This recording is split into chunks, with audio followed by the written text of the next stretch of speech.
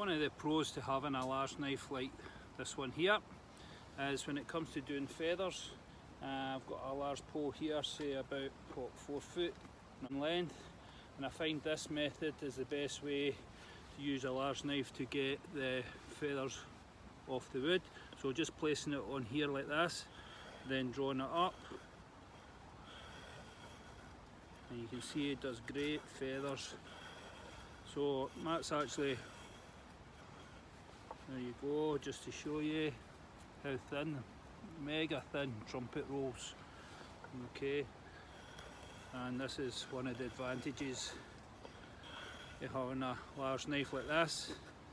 And I'm pinching here at the choil area, thumb ramp, nice and comfortable, and just drawing the blade up, and that works really good. And I find this is one of the best ways to actually get feathers for a fire, especially your initial one. It produces really fine feathers, and they're great for doing a bird's nest and starting your fire.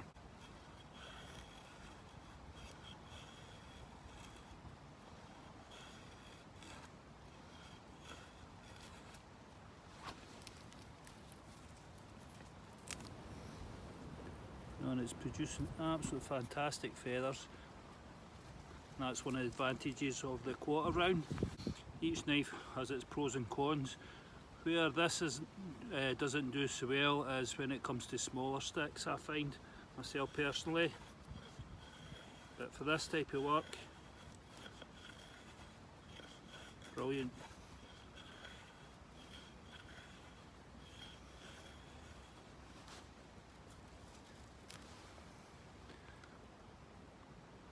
This method is what I like to use when I'm trying to get a bird's nest put together or feather sticks to start my fire. And one of the disadvantages with such a large knife is when we go into smaller sticks, and I'll show you what I mean. Right, so on the downside then, or a con with a large blade, is when you've got a small stick like this, say this is what, maybe 10-12 inches in length, and what I find is when I'm gripping it, you've got a tendency to put it against your chest to stabilise the piece of wood and pinch further up on the blade to do the same kind of draw method, whereas before I had it by the handle, whereas now I need to go up here to do the same thing, because it's very awkward to come out here and do it because the wood isn't stabilised. So you've got a tendency to do that, which means you need to shorten the blade.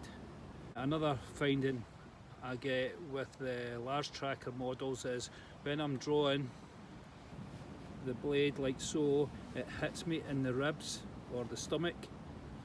So what I've found I have to do to get round about that is change the angle of the blade almost to a 45-degree angle like so. Hopefully I'm getting this in camera. And here's all the smoke coming now from my fire, so you'll need to excuse that. And then do the drawing, and that way it's not as likely to hit you in the stomach. Okay, and we can still use the knife even on a short piece of wood, and it still does the feathers.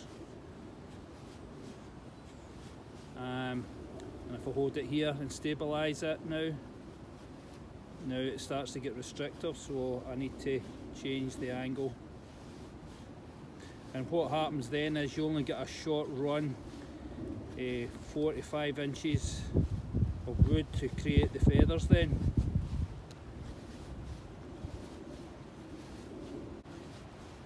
I'm not saying I've got the technique cracked here, because I haven't, and I'd like to hear if you've got any better ideas on how to go about doing that. But there's the feathers there, and just to show you the difference, I've got the Origin Shirley out with me today. That's this small one. And as we said in the video on the trackers that we've done the pros and cons about, with having a small knife like this, it's very easy to manoeuvre in the hand. You can pinch up like that, I can hold it and stabilise it. It produces feathers very easily, just because the blade's much smaller. So that's the advantage to having a small bushcraft style blade rather than a large tracker, and this is why I like this blade so much, and the small Brock model that David Crawford does. Fantastic at producing feathers like this. So there's some of the pros and cons to producing feathers, a small one or a large one. And that's the thing I like about these tracker models, they make you think, and I can see why people are no into them. You just want it nice, plain and simple to get it done, but both these knives can do the job.